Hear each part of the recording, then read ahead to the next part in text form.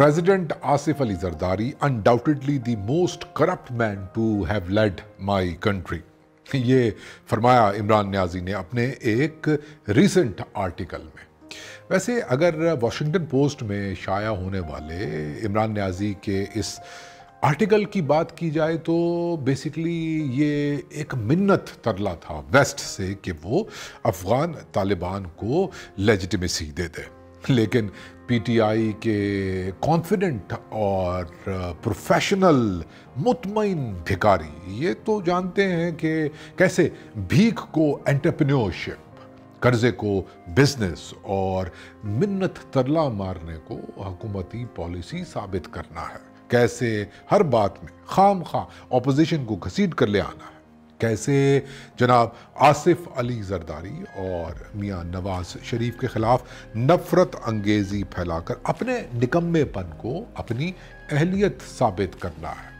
اسی لیے تو یہ منطق گھڑی عمران نیازی نے اس آرٹیکل میں کہ جناب آصف علی زرداری اتنے بے رحم، بے حس اور کرپٹ انسان ہیں کہ انہوں نے امریکہ کو مجبور کیا کہ وہ پاکستان پر ڈرون اٹیکس کرے، اور اگر ان ڈرون اٹیکس کے نتیجے میں معصوم پاکستانی مرتے ہیں تو مریں،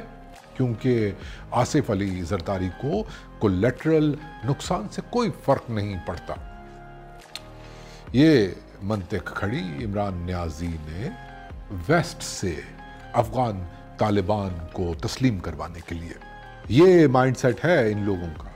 افسوس یہ مائنڈ سیٹ ہے عمران نیازی کا کہ انہیں خود کو پارسا ثابت کرنے کا صرف ایک ہی ہتھ کنڈا آتا ہے کہ جناب آصف علی زرداری کو کرپٹ ثابت کیا جائے. جی، عمران نیازی کو خود کو سچا ثابت کرنے کا صرف ایک ہی گر آتا ہے کہ میاں محمد نواز شریف کو جھوٹا ثابت کیا جائے. لیکن دنیا دیکھ رہی ہے کہ دوسروں کو جھوٹا، کرپٹ اور کمتر ثابت کر کے خود کو بہتر کہلوانے کے شوق میں آہستہ آہستہ عمران نیازی اور ان کی سیاسی جماعت پی ٹی آئی خود کرپٹ اور جھوٹی ثابت ہو رہی ہے. کیونکہ کل جس وقت واشنگٹن پوسٹ میں عمران نیازی کا یہ آرٹیکل پبلش ہو رہا تھا، تقریباً اسی وقت میڈیا یہ رپورٹ کر رہا تھا کہ برطانیہ کی نیشنل کرائم ایجنسی کی ایک رپورٹ پر ایک برطانوی عدالت نے میاں شہباز شریف اور ان کے صاحبزادے کو منی لانڈرنگ کے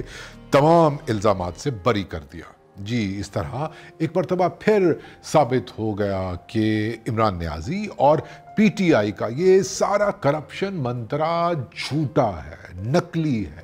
جعلی ہے، جسے پہلے ان لوگوں نے اقتدار میں آنے کے لیے برتا اور اب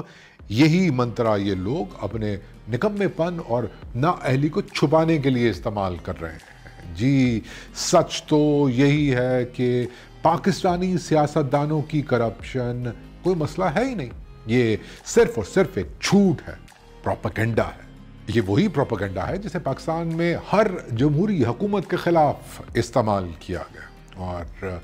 اب حد تو یہ ہے کہ عمران نیازی جیسا غیر جمہوری شخص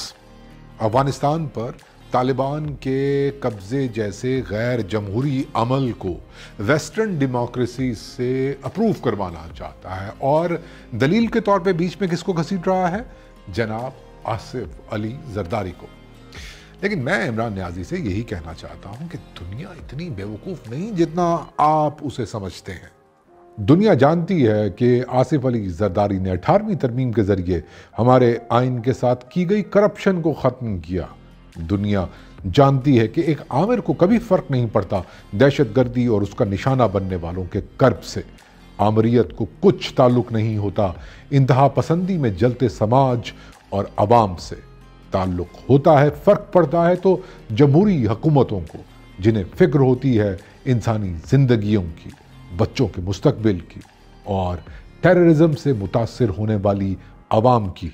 وہی پلاننگ لاتی ہے اور قدم بقدم اس افریت سے لڑتی ہے.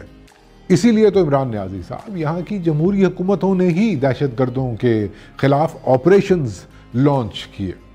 اور باقی رہی بات آپ کے آرٹیکل میں مائی کنٹری کے فریز کے استعمال کیے جانے کی، تو یہ بات بھی سن لیجئے کہ مائی کنٹری کا فریز استعمال کرنے سے یہ ملک آپ کی جاگیر نہیں بن جائے گا، بلکہ یہ ملک یہاں کے مقامیوں کی ہی ملکیت رہے گا، یہاں کے عوام کی ملکیت رہے گا، اور یہ یہاں کی عوام کا حق ہے، ان کی مرضی ہے کہ وہ اپنے نمائندے منتخب کریں تاکہ وہ ان کے ملک کی، ان کی ملکیت کی حفاظت کر سکیں۔ اور باقی رہی بات افغان طالبان کو وقت کی ریئلٹی ثابت کرنے کے لیے آپ کی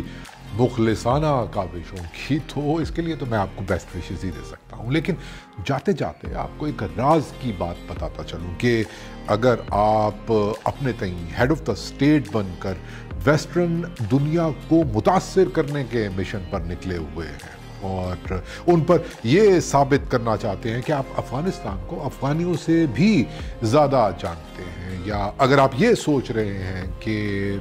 دنیا افغان طالبان کے بارے میں آپ کے اوپینین کو سنجیدگی سے لے رہی ہے، تو سمجھ لیجئے کہ دنیا یہ بھی جانتی ہے کہ آپ کی حیثیت اسلام آباد کے میئر جتنی ہے، یا شاید اس سے بھی کم۔